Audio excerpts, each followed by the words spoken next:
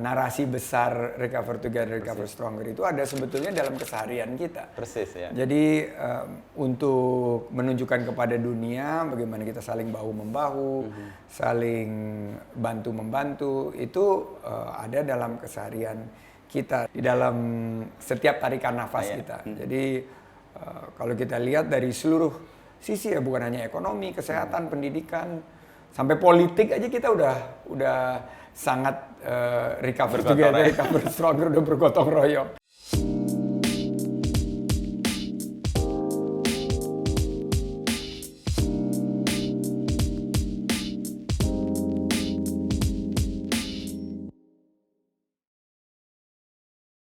Mas Menteri apa kabar? Baik, udah setahun lebih ya kita ya? Setahun persis kayaknya. Persis ya? Kita ketemu di M-Block. M-Block dan saya ditutup kasih pantun nih. Saya mau kasih pantun boleh? Sekarang silakan. Main basket mencari peluh. Cakep. 2 tim jumlahnya 10. Cakep. Mari sambut G20. Cakep. Untuk pariwisata Indonesia semakin tangguh. Yes. Jalan-jalan ke Magelang. Cakep. Jangan lupa membeli jagung. Cakep. Di G20 pariwisata semakin berkembang. Cakep. Tentunya ekonomi kreatif kita harus didukung. Wah, mantap. Saya kepikiran soal pantun karena itu yang khas dari Mas Andi. Dan itu selalu dinanti kalau ketemu Mas Andi mau bikin pantun apa nih. Ini sekarang ini nggak pernah disiapin lagi, biasanya ada disiapin di sini, tapi kelihatannya mereka menganggap wah ini udah bisa bikin pantun sendiri, udahlah bikin aja pantun sendiri gitu. Kalau naik sepeda udah lepas stang lah gitu ya. Udah lepas stang gitu. Stang dikasih. Udah tahu cengkok-cengkoknya gitu. Tapi kan temanya tadi G20 Mas Andi. Ini kan kita ke Ini kita pakai baju G20, makasih banget Mas Ino udah pakai G20 karena kita pengen dorong gaungnya dengan tema Recover Together, Recover Stronger. Dan ini menjadi tentunya kalau dilihat dari segi event adalah event yang kita harapkan akan menghela menjadi lokomotif kita untuk kebangkitan ekonomi kita dan ribuan lapangan kerja yang akan tercipta berkaitan dengan penyelenggaraan event ini. Karena selain daripada G20-nya sendiri yang bulan November, ada 200 lebih meeting yang official seperti side events, tapi mungkin ada ribuan kali rapat-rapat dan event-event yang berhubungan dengan satu dengan lainnya dengan G20. Oke. Ini kita jalan udah 6 bulan kan kepresidenan ini Mas Andi, dan kita lihat memang animo masyarakat untuk menggelorakan semangat itu kan juga muncul, dan saya melihat juga Mas Andi juga datang ke sana kemarin untuk menaikkan semangat itu ya. 6 bulan ini apa yang Mas Andi lihat dari perjalanan untuk menuju ke puncak di G20? Ya, pertama-tama kan pariwisata dan ekonomi kreatif adalah sektor yang paling terdampak buruk akibat pandemi COVID-19.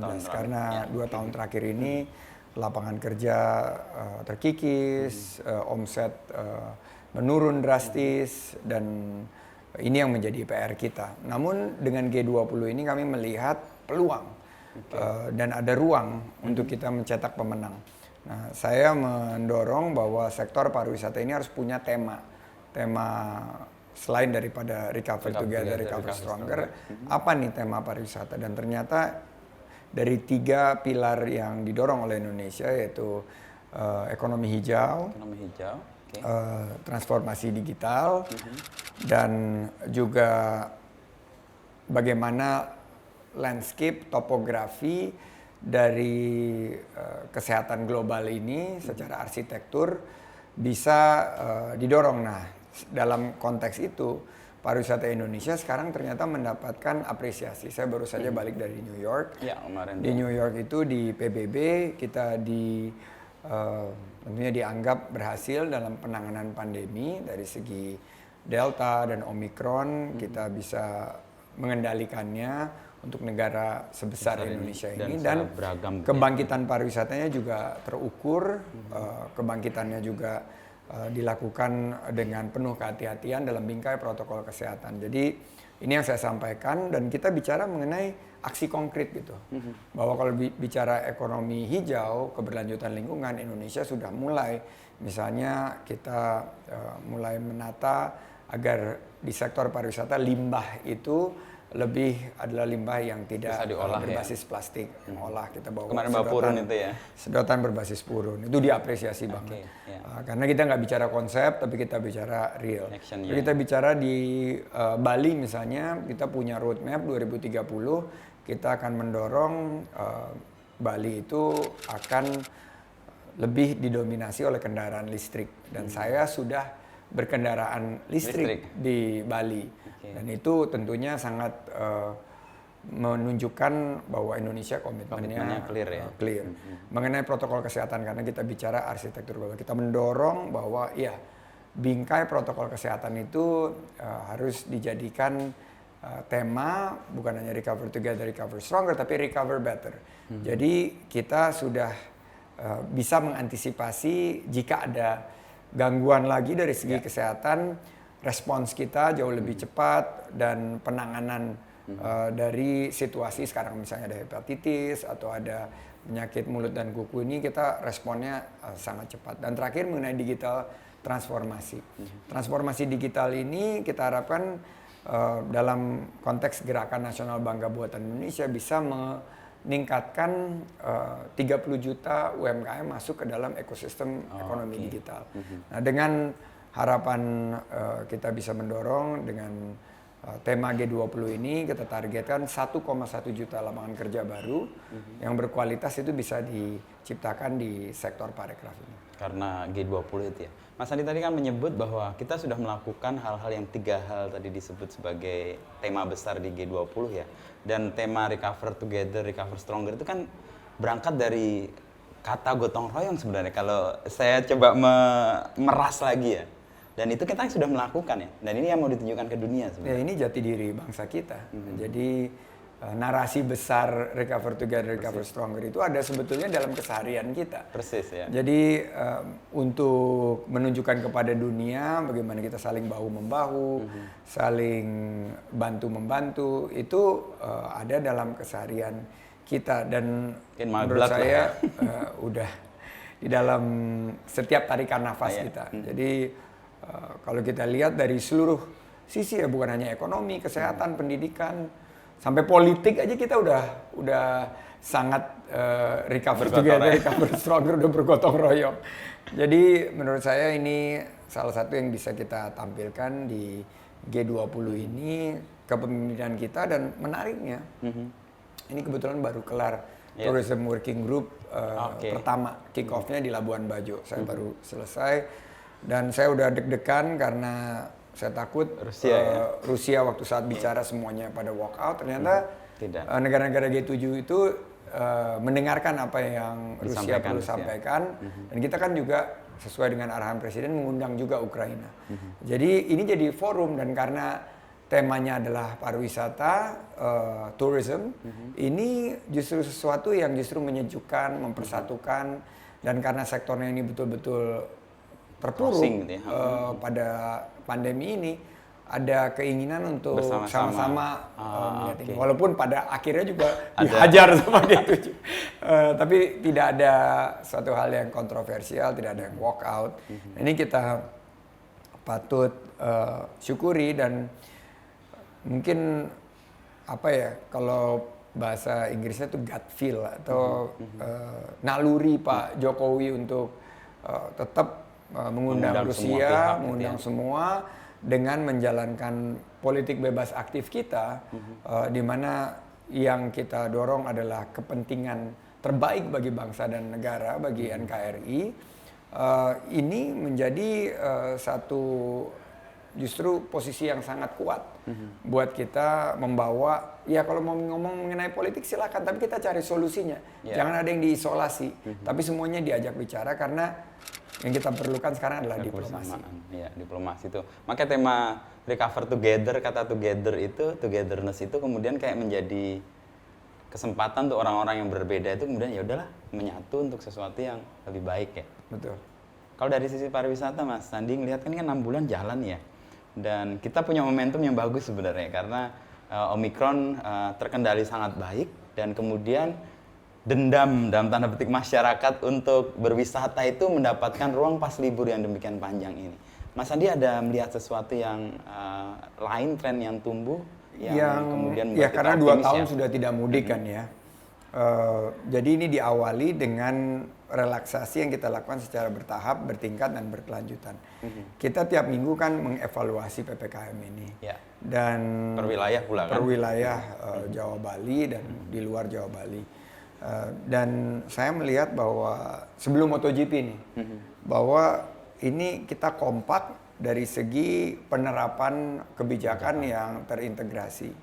Nah, waktu saya roadshow pertama kali ke Australia, saya sampaikan ke Pak Presiden saat menonton MotoGP Mandalika itu, saya bilang, Pak, ini saatnya saya mulai roadshow menjelaskan tentang Indonesia tentang strategi kita, dan kita mulai membuka pintu.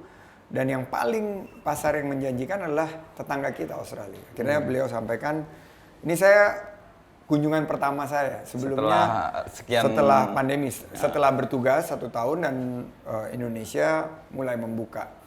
Itu beliau mengarahkan, ya sudah kita arahkan ke Australia, dan ternyata minat top of mind dari wisatawan itu masih tetap Bali. Indonesia, Bali. Nah, sekarang kuncinya adalah bagaimana kita bisa menyelesaikan keterbatasan-keterbatasan seperti jumlah penerbangan. Itu menjadi masalah. Padahal minatnya banyak tapi jumlah penerbangannya kurang. Terbatas, jadi harga juga bisa. Harganya juga akhirnya bergejolak. Nah, setelah itu 6 bulan ke sini melewati Omikron, sekarang Bali sudah stabil. Saya bisa melaporkan bahwa kunjungan dari wisatawan domestik stabil di angka 10 sampai 12 ribu. Kunjungan wisatawan mancanegara terutama yang didominasi oleh Australia itu 3.000. Memang jauh dari angka 2019. Tapi ini bisa menggerakkan sektor kita dan mulai menjadi secercah harapan. Kalau mereka kemarin di PBB bilang bahwa the light at the end of the tunnel. Jadi ada kayak sinar jauh di penghujung terowongan gelap ini. Sudah terlihat dan kita bisa memetakan bahwa pariwisata seperti apa sih ke depannya, yaitu pariwisata yang berkualitas, bukan lagi berbasis kuantitas tapi berkualitas, diukur dari keberlanjutan lingkungan, diukur dari jumlah lama waktu mereka tinggal di satu destinasi, diukur juga dari jumlah yang saya selalu bilang kan, antara dulu rohali, rombongan hanya lihat-lihat, ke rojali, rombongan yang jadi beli produk-produk ekonomi kreatif kita. Nah ini yaitu quality spending mereka di destinasi kita. Dan saya melihat sekarang juga daya tariknya itu nature and culture. Persis, yang tumbuh seperti juga yang tahun lalu kita ngomong di M-Block Space, kita kan masih memetakan. Ternyata program-program seperti desa wisata ini sangat diterima oleh wisatawan pasca pandemi atau transisi pandemi ini. Bahwa mereka ingin merasakan bagaimana kehidupan di pedesaan, alam terbuka, dan bisa juga merasakan sensasi dari ekoturism. Dan menurut saya ini juga Indonesia memiliki keunggulan budaya setempat, kearifan lokal. Dan terakhir menurut saya yang juga kita ingin dorong ke depan adalah konsep yang personalized, sangat terukur itu person to person, localize, mendorong terlibatnya ekonomi lokal, customize sesuai dengan minat kita, dan smaller in size. Jadi ini win-win sebetulnya buat Indonesia, dan kebangkitan sektor parekraf kita kelihatannya mudah-mudahan on track. Dan kalau tidak ada varian baru dan kita tetap disiplin protokol kesehatan dengan vaksinasi terus yang meningkat, saya berharap momentum kebangkitan parekraf kita bisa diteruskan dan dilanjutkan ya. Dan soal yang tadi yang berkualitas tadi Mas Andi, wisatawan sekarang kan bukan soal jumlah ya, tapi kita melihat quality para wisatawan itu. Dan tadi Mas Andi membuka ada localized, customized, personalized, artinya itu kan akan tersebar sedemikian banyak ya. Itu proses pemerataan akan terjadi harusnya. Justru disinilah beauty-nya. Justru ini yang boleh dibilang berkahnya atau quote unquote karunia yang dari pandemi. Kita melihat waktu dulu pariwisata hanya terpusat di destinasi Bali. Mungkin kalau pariwisata yang dapat limpahan Borobudur.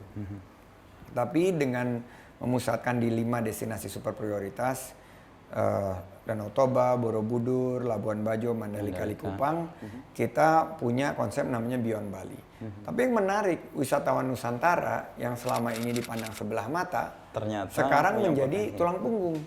Pergerakan yang kita perkirakan tahun ini dari wisatawan Nusantara itu 550 juta. Dan 25-30% sudah terpenuhi saat mudik kemarin. Jadi saat mudik kemarin tuh pergerakannya luar biasa besar. 120 juta diperkirakan. Dan wisatawan Nusantara ini memang spendingnya lebih rendah dari wisatawan mancanegara, tapi sering. Dan ternyata mereka juga punya daya beli dan mereka menyukai produk-produk yang sangat bersentuhan dengan ekonomi lokal gitu, kuliner, fashion yang lokal itu mereka suka. Dan saya justru melihat bahwa disinilah kesempatan kita melepaskan ketergantungan dari wisatawan mancanegara karena mobilitas wisatawan mancanegara juga masih mengalami hambatan karena perbedaan protokol kesehatan. Kita masih menerapkan PCR misalnya sampai saat ini. Sementara Singapura, Malaysia udah open semua. Kita masih menerapkan masker nih misalnya, kita masih pakai masker. Kalau di negara lain udah buka gitu loh. Jadi ini yang menurut saya nanti akan mungkin membutuhkan waktu yang lebih lama, tapi di sisi lain wisatawan Nusantara kita atau domestic market kita bisa bergerak dari satu yang titik ke bisa tempat lain.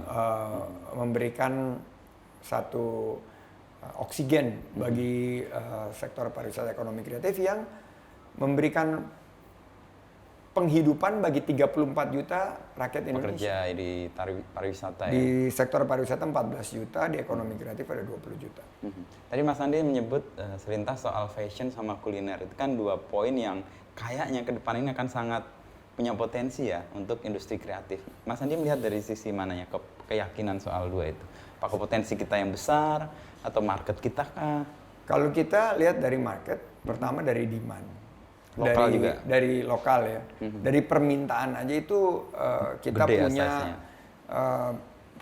kalau dilihat kan struktur ekonomi kita tuh 99% kan UMKM. 97% dari lapangan kerja juga UMKM. 65% dari PDB kita kontribusinya UMKM. UMKM ini selain mereka memproduksi, mereka juga berkonsumsi.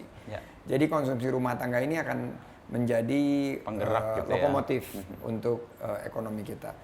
Kalau dibedah lagi, apa kuliner itu 41%. Dari total itu. Fashion itu sekitar 18-20%. Dan kria, souvenir itu sekitar 15%. Ini 3 sektor yang udah 75%. Udah 75% sendiri. Nah, ada 14 subsektor lain seperti aplikasi, televisi, radio, dan ini bertumbuh. Ini juga saling melengkapi. Dan menurut saya selama kebutuhan utama manusia itu bisa dipenuhi, mulai dari kuliner, mulai dari pangan, pakaian. Ini peran daripada ekonomi kreatif dan UMKM akan semakin tinggi. Saya memprediksi tahun ke depan, 5 tahun ini, ekonomi kreatif akan bergerak di atas 8%, kontribusinya di atas ekonomi kreatif, di atas rata-rata, sehingga kontribusinya terhadap PDB ini bisa mendekati 10%, pariwisata bisa naik ke 6%, jadi total pariwisata dan ekonomi kreatif itu 15-20% dari ekonomi kita. Nah, pertumbuhan yang optimistik itu kan setidaknya membuat kita ngerasa apa yang kita tahan, apa yang kita siapkan, ini kayaknya dapat ruangnya nih untuk ke depan dan kita dapat berkah G20 itu ya tidaknya? Ya, G20 ini yang menjadi pemicu. Jadi kalau kita bilang kita menciptakan permintaan, event inilah. Jadi demand creation itu kita mulai dari event. Dan event itulah yang akan membuka jalan bagi peluang-peluang usaha yang akan menciptakan lapangan kerja. Begitu lapangan kerja tercipta, ada Otomatis penghasilan. yang lain, ya. Penghasilan, ada konsumsi. Konsumsi, Akhirnya orang- balik lagi. Nanti ada konsumsi berarti akan ada yang investasi. Dan ini menurut saya sangat siklus yang sangat baik yang harus kita terus dorong dan pemerintah memfasilitasi mestinya.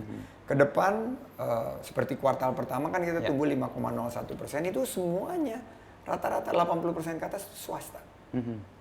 Pemerintah baru nanti akan masuk di kuartal kedua. Kita harapkan nanti pertumbuhan kuartal kedua ya government spending akan lebih meningkat, tapi peran pemerintah adalah bukan hanya spendingnya, tapi juga memberikan fasilitasi, memberikan insentif, regulasi agar momentum ini bisa terjaga. Negara-negara lain sekarang khawatir resesi. Amerika minus, beberapa negara lain minus, kita positif 5,01% dan ini sangat menurut saya patut kita syukuri.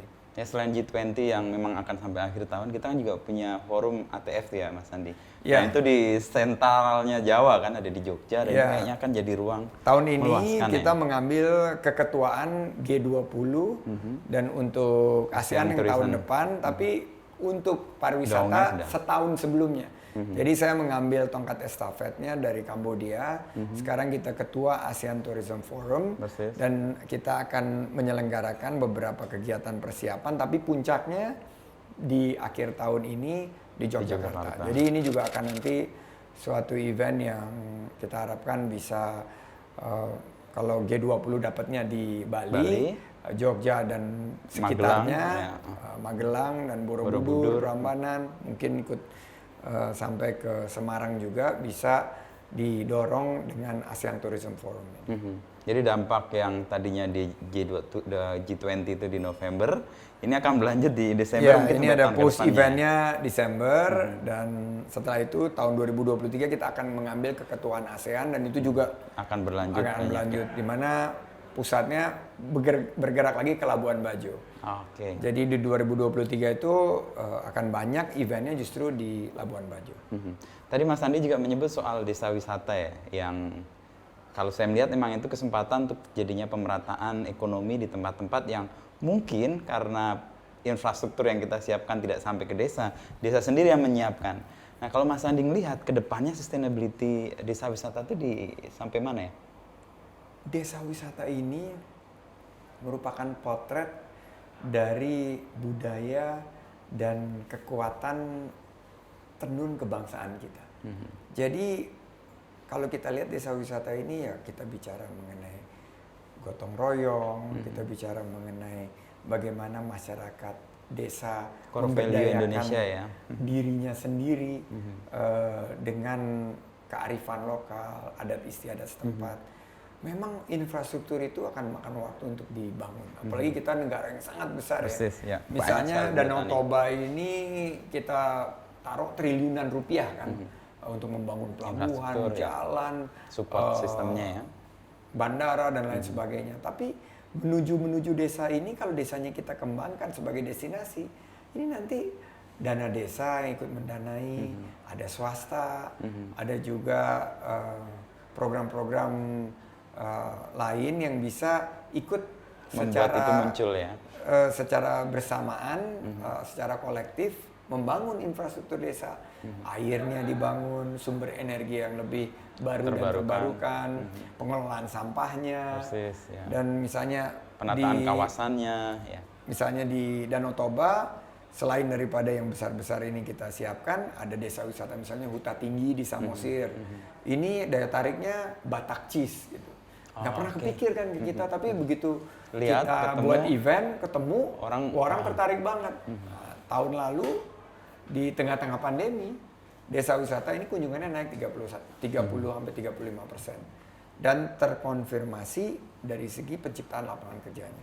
Jadi masyarakat desa ini melihat, wih, desa saya punya potensi, yuk kita bangun. Malah ada beberapa lulusan universitas besar di perkotaan pulang untuk membangun desanya, membangun desanya. Gitu. Dan setelah mereka punya destinasi, punya homestay, tambahan penghasilannya juga meningkat, akhirnya dia tinggal di situ untuk mereka tinggal di situ ya. Dan terbangunlah desa ini yang saya bilang bahwa ke depan bukan Indonesia yang membangun desa, justru desa yang akan menopang pembangunan Indonesia.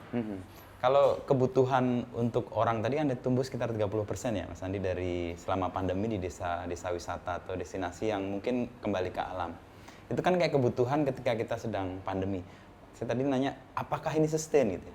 Ketika misalnya pusat-pusat pariwisata itu akan tumbuh lagi dan dia akan menjadi daya tarik yang besar. Permintaannya ada. Permintaannya ada. Dan ini akan tetap. Dan kalau kita lihat kan ngebludak terus. Misalnya Ancol, setiap kali ada hari kejepit, libur nasional pasti penuh. Jadi desa wisata ini di tahun pertama saya targetkan 700. Tiba-tiba 1.800. Iya, kemarin berarti kan anugerah kita desa kaget wisata. kan waktu anugerah desa wisata. Tahun depannya saya challenge, saya bilang saya mau 3.000. Wow. Para penyelenggara deputi, wah angkat tangan nggak bisa, ini segala macam. Akhirnya 3.400 by deadline. Terus saya bilang tahun depan 5.000. Nggak mau. Per hari ini daftar terus udah 4.200. Wow. Jadi untuk 2023 kita bisa melihat trajektori ini bisa nyampe 5.000. Nah berarti supply-nya ada, demand-nya juga ada. 11 miliar dolar itu berangkat ke luar negeri setiap kali ada kelas menengah yang berliburan di luar negeri.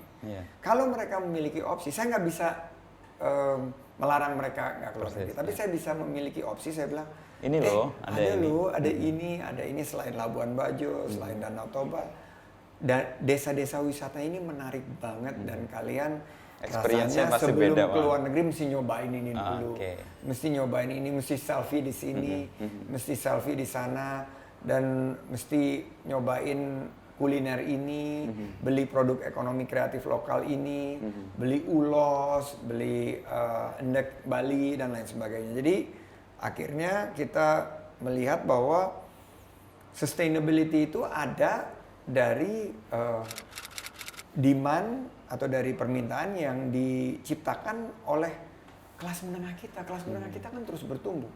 Dan begitu kelas menengah kita bertumbuh, mereka kebutuhan punya opsi. untuk traveling ada ya. Akhirnya mereka travelnya di Indonesia aja. Itu harapan kita. Meskipun spendingnya kecil, tapi kalau kerap kan akan menjadi besar juga ya, Mas Andi ya. Nah, saya cuma membayangkan begini, kalau di desa wisata, saya khawatirnya kalau kayak kita membuat sebuah tempat atau sebuah wilayah, kita sering punya pengalaman bikin untuk event olahraga. Begitu eventnya selesai, itu selesai. Ini desa wisata, yakin Mas Andi punya itu yang saya bilang, makanya di desa wisata itu saya nggak terlalu mendorong wisata buatan. Sih. Yang saya dorong itu adalah wisata alam dan budaya. Kalau wisata buatan, kalau bosan orang cabut, pergi. Jadi misalnya saya bilang waktu saya membangun usaha Saratoga dan lain sebagainya, yang selalu mantra yang saya sampaikan ke teman-teman itu adalah low cost high impact. Bagaimana cari suatu kegiatan yang cost-nya rendah tapi impact-nya besar. Nah, apa yang impact-nya besar? Saya bilang adalah kunjungan impact besar itu kalau kita bisa mempromosikan. Kita bisa, apa sih daya tariknya di sini? Yang real ya, gitu. Yang hidup gitu ya. Kalau gunung jelas ada gunung, pantai jelas ada surfing, ada diving dan lain sebagainya. Tapi kalau misalnya di tempat daerah misalnya Gegesi Kulon di Cirebon, yang diandalkan akhirnya budayanya, akhirnya tari-tariannya, akhirnya kerajinan tangannya, topengnya. Misalnya di Pangandaran, Desa Selasari, river tubing, yang dulu nggak kepikiran, sekarang bikin river tubing, orang bilang wah ada di sini ya, ada, dan paling cepet 3 jam, jadi quality, mereka di sana 3 jam, dan akhirnya kalau udah kemalaman nginep ya. Ada homestay-nya hidup gitu loh. Wisata religi, nggak banyak yang nggak tahu bahwa masjid tertua itu ada di desa wisata Cikakak di Banyumas. Saya baru tahu nih, Cikakak itu tahun, kalau berdasarkan ininya mungkin sama umurnya sama masjid di Demak gitu loh. Jadi hal-hal seperti itu tuh ada marketnya masing-masing, tinggal bagaimana kita promosinya. Nah, Kemenparekraf kan punya own media, dan saya alhamdulillah punya kanal media juga yang bisa membantu untuk mereka dikenal ya. Mendorong akhirnya bersama-sama dengan industri kita tingkatkan, dan begitu mereka punya income-nya, mereka akan mengikuti pasar maunya apa sih. Pasar maunya apa, jadi mereka nggak stay tetap gitu aja ya. Yang saya khawatir juga nih, kayak persis banget. Setiap PON meninggalkan Sebuah stadion. Saya baru ditugasin ya sama Pak Presiden. Wapres. Wapres Kemarin kan ngecek. cek itu di Papua. Apalagi ini mau dibangun di Sumatera Utara dan Aceh buat PON berikutnya. Itu digunakan untuk apa? Kan kita akhirnya pikir, wah ujungnya akhirnya event. Iya. Dan event itu bukan hanya event olahraga, tapi event musik, event ekonomi kreatif, event MICE. Itu mungkin yang harus kita andalkan untuk memastikan infrastruktur yang dibangun, misalnya buat olahraga ini akan terus berkelanjutan. Kalau di desa wisata, relatif karena masyarakatnya punya kegiatan Budaya. sendiri, pemberdayaan sendiri, budaya sendiri, ini akan rolling selama mereka masih memiliki kemampuan untuk menghadirkan satu atraksi, amenitas, dan Unik, ya. aksesibilitas bagi masyarakat sekitarnya. Saya selalu terkesan misalnya kalau kita ke Panglipuran atau ke Ubud gitu ya, kita kan melihat bahwa itu ritual mereka harian gitu. Ada nggak ada wisatawan, mereka melakukan itu semua. Dan saya merindukan desa wisata tuh akan muncul kayak gitu tuh. Jadi betul sekali Mas Inu. Jadi kalau saya di Desa Penglipuran, itu kan desa terbersih dunia. Ya. Dan sudah di UNWTO dapat Dapat penghargaan. harga. Pas kita ke sana mereka bilang kami ini adalah desa adat. Ya begini nih gitu. Desa hariannya. adat. Nah, desa adat dulu baru menjadi desa wisata. Adat kita yang menjadi daya tarik. Pijakan. Ya. Jadi mereka orang datang, melihat, masuk ke rumah, bersih sekali, terus minum loloh itu yang minuman khas Di sana ya, Bali itu. Panglipuran. Juga kalau dilihat di desa wisata Pujon Kidul gitu, Pujon Kidul, keseharian mereka yang mereka sendiri menarik yang juga, kan? menarik buat orang. Ternyata begini loh kehidupan di pedesaan. Makanya akhirnya buat mereka ya mereka nggak usah berbuat yang terlalu muluk-muluk. Wah, gitu ya. Mereka keseharian mereka lah daya tariknya itu dari ya. desa wisata. Misalnya yang di Tabanan Jatiluwih itu kan yang menjadi daya tariknya itu adalah pengelolaan airnya kan, subaknya kan. Dan buat mereka itu setiap hari mereka gitu, tapi orang yang Ngelihat itu kayak "Wow, teknologi itu maju keren." banget gitu ya. Padahal emang keseharian. Dan dari teknologi itu kan teknologi yang sangat berkearifan lokal, berkeadilan, itu ada hitungannya bagaimana untuk menghindari wabah atau hama dan lain Kapan sebagainya. nutup air dan Nutup sebagainya. air dan lain sebagainya. Jadi menurut saya dan di setiap desa wisata tuh Punya ada ada. gitu-gitunya tuh. Saya mau ke Wairebo Ada. di NTT, NTT. atau saya mau ke desa Gampung Nusa di Aceh, itu ada cerita-cerita kearifan lokalnya ini yang menurut saya Harus jadi pijakan tadi harus ya. jadi pijakan.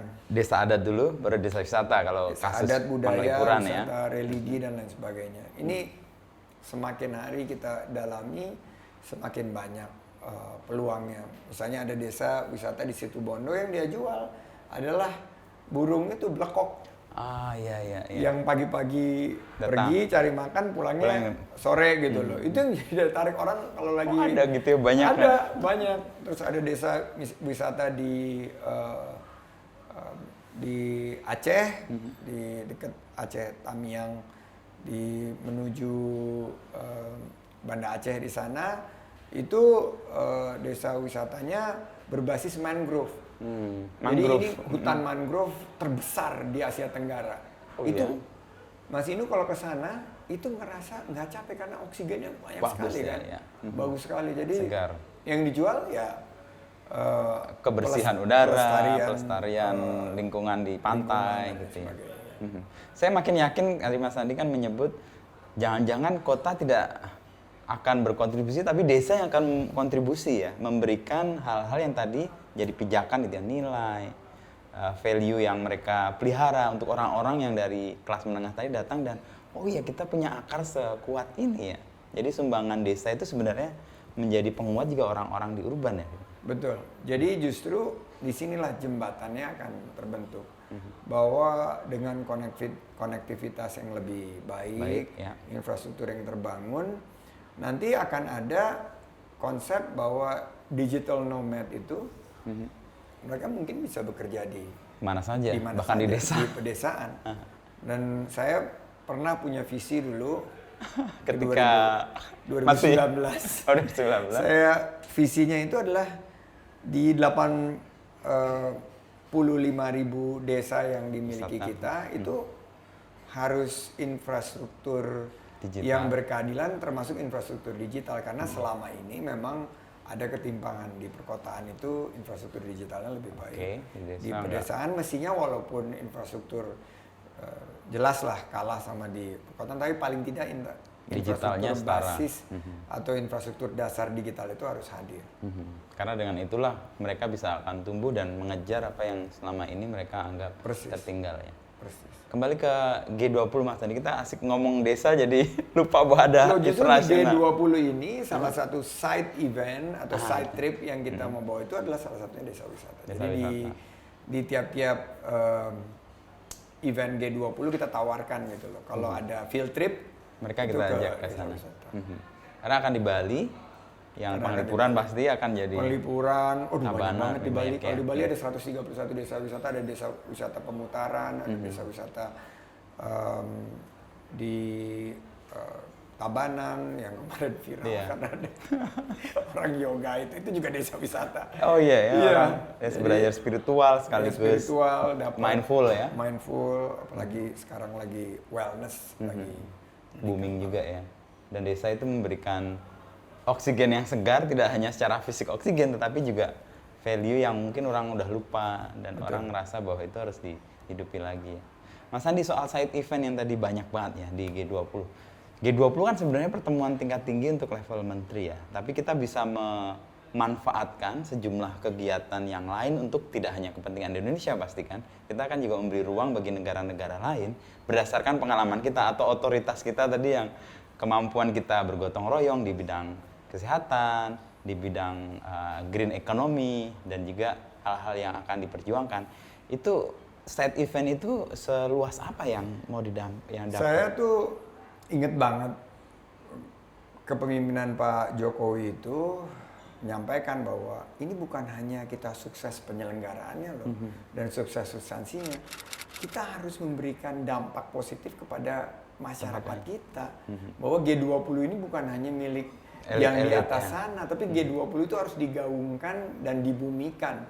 Makanya saya bilang harus ada event yang dikunci misalnya oleh pemerintah, side event yang official 200 gitu. Tapi saya bilang kenapa nggak bikin spirit of G20s? Jadi kayak waktu dulu Asian Games. Iya persis, itu jadi kayak bergelora di mana. Waktu itu saya bilang sama Pak Erick Thohir, kan dia kan ketua Inasgok. Pak Erick juga bilang nih belum terasa nih demam Asian Games. Bro, harus ke RT RW di Jakarta, di Palembang itu, dan di seluruh Indonesia itu harus gaungnya ada Asian Games. Nah ini sama G20. Jadi sekarang setiap kali kita ada mulai dari webinar segala macam, kita templokin aja G20. Ini ya. Ya spirit of G20 gitu kita templokin. Toh ini kan 20 tahun sekali dan belum tentu kita akan dapat lagi kesempatan ini ya. All out lah, kita pengen buat recovery Indonesia dan kepentingan best interest, kepentingan terbaik buat bangsa Indonesia harus betul-betul kita dapatkan dengan penyelenggaraan G20 ini. Dan kita punya otoritas untuk mengatakan itu sebenarnya karena pengalaman kita di 3 bidang tadi ya. Betul. Bersama-sama mengatasi persoalan yang 2 tahun. Kesehatan ya pasti, alhamdulillah kita bisa memberikan lead by example. Bisa kita digital jaga. Transformasi ini udah terjadi. Emak-emak gitu, ibu saya umur 81, 82 sekarang bikin konten tiap hari. Instagram, Zoom, dia bisa ngajar pakai Zoom. Kegairan digitalnya tidak hanya di anak-anak muda ya. Dengan perusahaan-perusahaan unicorn kita yang sangat luar biasa, di mana ekonomi kreatif kita sekarang nomor 3 besar dunia loh, Mas Vino.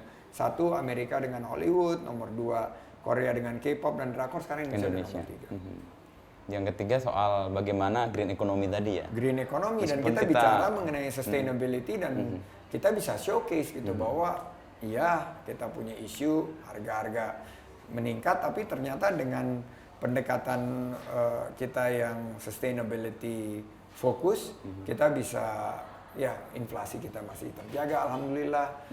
Kita bisa mencari peluang-peluang justru. Bayangin aja, saya punya temen 3 tahun yang lalu bisnisnya dia ini kadang-kadang saya garuk kepala gitu. bisnisnya adalah menjaga lahan gambut. Menjaga lahan gambut. Saya bilang, lu jadi satpam. Iya, gue pokoknya ada lahan gambut 1.000 hektar, gue pasangin CCTV, gue taruh orang ngejagain. Ada apa yang mau bayar? Ini gue jual videonya, gambar-gambar satelitnya, bagaimana lahan gambut yang tadinya rusak terus jadi tumbuh, jadi recover ya. Sekarang perusahaannya harganya $50 juta. Wow. Dalam 3 tahun. Gitu. Perusahaan teman saya yang satu lagi mangrove, nanam mangrove, bagi-bagi bibit mangrove, berkembang juga. Dan sekarang udah itu kayak trading karbon itu ya? 200. Dari trading karbonnya belum dihitung. Belum dihitung dari orang-orang yang naruh duit pengen untuk ngelihat mengembangkan ini. Dan trading karbonnya juga akan menghasilkan uang juga gitu. Jadi kita punya cerita mengenai penanaman mangrove. Kita ini luar biasa apresiasi dunia kepada Indonesia. Indonesia ini balik lagi jadi paru-paru dunia. Dulu kita dikenalkan, kebakaran hutan dan segalanya. Paling enggak pelan-pelan sekarang. Kita recover untuk kita mulai menjadi paru-paru dunia. Ya. Terakhir nih Mas Andi, kalau Mas Andi kan tadi nyebut bahwa apa yang kita lakukan itu kan memiliki dampak atau didengar orang kalau kita melakukan. Atau melakukan apa yang kita katakan lah. Saya lihat nih Mas Andi tadi pakai sepatu kayaknya. Ini asik banget. Ini sepatu Indonesia juga, ini celana Indonesia juga. Ini teman saya ini ceritanya lucu banget. Ini celana tadinya saya lihat kan orang-orang di Kemenparekraf nih pakai celananya kok seragam gitu, bagus banget. Saya tanya siapa yang produksi ini? Ada protokol namanya Ketut. Pak Ketut itu ya. Pak Ketut. Saya mau pakai, jangan gitu kan. Enggak, saya mau beli, saya mau pakai. Terus saya pakai, enak. Tapi ada perlu penyesuaian gitu loh. Okay. Akhirnya saya bilang, mau nggak saya kurasi? Mau. Saya bilang ini desainnya ini bagus, kantongnya di sini. Ini buatan Pak Ketut ini? Ini Pak Ketut. Okay. Tapi terus nggak ada brandnya. Saya bilang saya bikin KTW. Apa tuh? Ketut Tactical Wear. Saya bikinin logonya gitu. Saya bikinin logonya. Sekarang dia Mas Andi sendiri yang bikin? Saya minta teman untuk bikin desain. Industri ekonomi kreatif untuk bikinin logonya. Sekarang semua kepala dinas di daerah pengen, Pak Menteri pakai ini, pesan juga gitu loh. Sepatu nih, ini sepatu di kemarin di acara Jakarta kalau nggak salah Sneakers Day. Ini ada anak muda baru lulus sekolah gitu, dia sama pacarnya punya usaha namanya Marquee. Ini jaket dia, tapi dia juga produksi sepatu dan saya pakai enak banget gitu loh. Ini ya akhirnya kita bilang kalau mau sesuatu bilang gerakan nasional bangga buatan Indonesia ya harus you lead by example, do as I do bukan do as I say. Jadi sekarang saya suka jadi fashion police di kantor, saya bilang. Pakai nggak? Kayak Mas Inu ini saya makasih banget. Ini teman saya yang bikin nih. Oh iya, dia project. Kolaborasi nih ya. Karena dia juga Gramedia. ada beberapa kolaborasi yang saya pakai juga.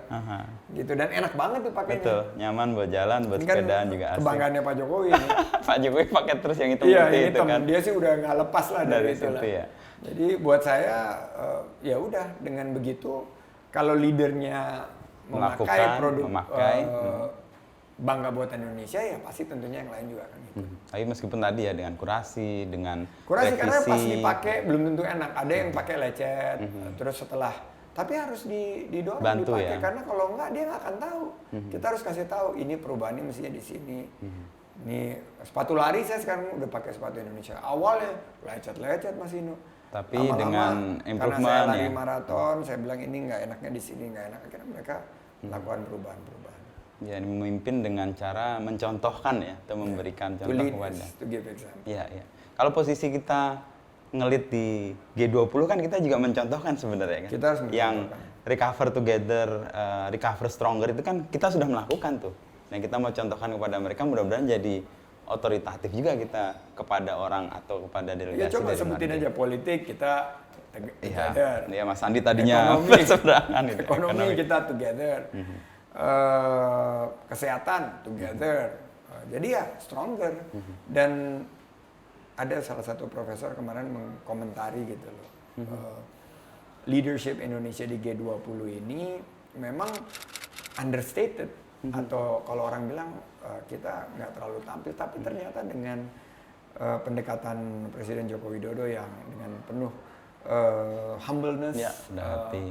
dia kalau kan dipikirkan waktu ditekan kemarin suruh nggak Ya, ngundang Rusia. Rusia gitu kan Oh, dia. orang, tapi Pak Jokowi begitu ditekan dia langsung balik. Kan itu tipikal Ya, kan? tipikal dia kan langsung dia balik.